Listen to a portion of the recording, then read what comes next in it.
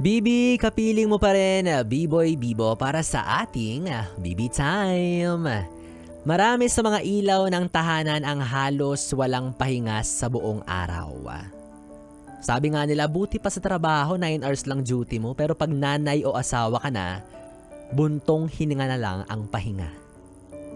Kaya naman marami sa ating mga misis ngayong gabi malamang sa malamang ay nagpapahinga na. Nako, naghahanda na para sa panibago na namang pag-aasikaso bukas ng umaga. Ayan. Or yung iba, gising pa na sa kabila ng lahat ng ginawa nila maghapon, may lakas pa rin sila para kahit papaano makabanding yung pamilya. At eto na nga ang ilan sa mga may bahay na nagbahagi ng kanilang saloobin sa ating Facebook, DJ B-Boy Bibo. Ayan, sabi ni Mama Gina Makalalad, "True DJ B-Boy, Diyos ko, wala nang time mag-ayos lalo na kasi alam mong mahahagard ka lang din naman pagkatapos ng gawaing bahay. But, proud housewife here." Ayan, mabuhay po ang mga tahanang ina. Mga tahanang ina kayo, oo. 'Di ba? Totoo 'yan, no, yung sinabi ni Mama Gina Makalalad. 'Di ba? Mag-aayos ka pa ba kung alam mo namang mahahagard ka rin lang naman pagkatapos mong magwalis, maglaba, magsampay, magluto, maghugas ng pinagkainan. 'Di ba? Parang ano lang 'yan magtututbrush ka pa ba kung kakain ka rin naman? In-associate pa yung pagiging dugyot. Sabi naman ni Mama Christine Samaniego, "Sayang lang make up kung nasa bahay ka lang naman. Kaya relate ako dyan sa mga kamisis ko na nanonood at nakikinig ngayon. Ang mahalaga, hindi tayo sobrang haggard. Sakto lang at hindi napapabayaan ang mga anak." At totoo rin yan. Nako, totoo yan na Mama Christine. 'Di ba? Payag ka nun, aesthetic si Mother, hot mama. Ay, ang ganda ng forma ni Mother. Pero pag nakita mo yung anak, ay ang dungis. Napapabayaan. Kapag bumisita ka sa bahay nila, ay ang gulo-gulo, sabog-sabog. Bakit naman ganun? 'Di ba? So okay na yung kahit papaano. Sakto lang yung ganda mo, saktong beauty lang, saktong gandang misis lang. At least 'di ba, well balanced and maintain yung mga dapat mong asikasuhin at pangalagaan. 'Di ba? Ito mula sa isang Facebook post na i-share sa atin ng isang BB, ayan. Sabi dito, kapag naging nanay ka na, marami na silang napupuna. Kapag bumili ka ng gusto mo, maluho ka.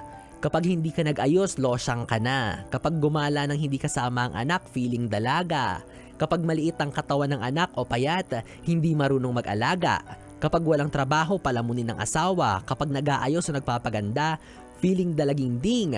Kapag makalat ang bahay, sasabihin tamad at walang ginagawa. Kapag pumayat o tumaba ka naman, sasabihin ang taba mo na. Or bakit ang payat mo na? Ang daming bawal pag nanay ka na. Bawal gumala, bawal magsuot ng sexy, bawal mag-ayos, bawal magpaganda, bawal magpahinga kahit pagod ka na. Lahat ng kilos mo komplikado, lahat ng mata nakatingin sa'yo na para bang hinihintay nilang magkamali ka. Kahit anong gawin mo, may mapupuna sila sa'yo. Kaya ikaw, bilang nanay, huwag mong limitahan ang sarili mo. Huwag kang magpaka-apekto sa sinasabi ng iba. Gawin mo kung anong gusto mo, gawin mo kung ano ang magpapasaya sa'yo. Nanay ka. Kailangan matatag ka. Grabe, no? Totoo yan. Totoo lahat ng sinabi doon sa Facebook post na yun. Alam nyo kasi kayong mga nanay, may mga ganito kasing uri ng nanay eh. Ayokong sabihin to pero kung may isang ugali kayo na mahirap tularan, alam nyo kung ano yun? Yung ang damot-damot nyo. Bakit ganyan kayo? Yung pagdating sa sarili ninyo, hindi nyo binibigyan ng sapat na atensyon yung manong i-relax nyo man lang yung sarili nyo. Ang damot-damot ninyo sa idea na pagbigyan yung sarili ninyo. Pero pagdating sa pamilya ninyo, all in yung ginagawa ninyo.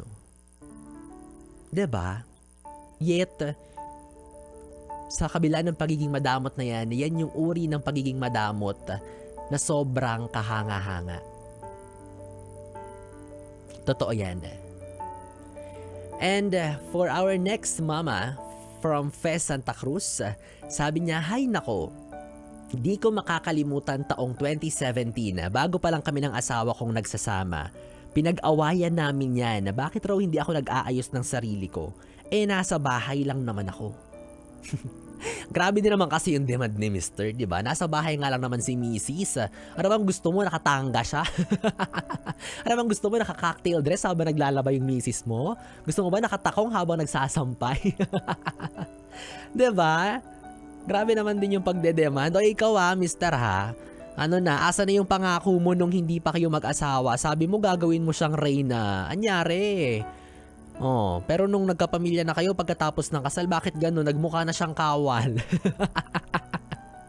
Ay nako, pero shout out din naman sa mga mister na walang sawang kumakayod din para sa pamilya o sa mga magulang na dumodoble kayod. At nagdodoble kara, yung tipong ina ka na, ama ka pa. Dami mong roles. And I salute you for that. And going back, ikaw mister kung paano mo alagaan ang misis mo. 'Di ba? Sana naman ma-reciprocate mo yung pag-aalaga na binibigay niya sa iyo. Sana naman kahit papaano masuklian mo or makita mo yung worth niya, yung efforts niya na ginagawa sa tahanan ninyo habang ikaw ay wala. Habang nasa trabaho, ganun. Tandaan mo na ikaw yung padre di pamilya. Nagre-reflect rin sa itsura ng asawa mo kung paano ka mag-alaga. So dapat, give and take yan. 'Di ba? Di mo ba alam na kapag nakikita ka ng misis mo, nawawala yung pagod niya? Oo, totoo yan. Napapalitan ng galit. Ay nako, 3 oras na bibitayan ang ating pinagsamahan. Ewan ko na lang kung nabitin ka pa dyan. Pero pwede pa rin naman natin ituloy ang kulitan, kwentuhan at lambingan sa aking social media platforms. I-search nyo lamang po sa Facebook, Instagram at TikTok, DJ B-Boy Bibo. Iyong nakatabi mula alas 9 hanggang alas 12 ng gabi para sa ating BB Time. Ako pa rin to, ang BB mo sa radyo, DJ B-Boy Bibo, na nag-iwan ng tanong na, how would you feel kapag ang asawa mo ay sobrang taas ng appeal? Sagutin mo yan habang pinapakinggan ang ating susunod na awitin mula kay Ed Sheeran. How would you feel? Hatid sa'yo ng 101.1 Yes, the best. Good night, Bibi! Yes,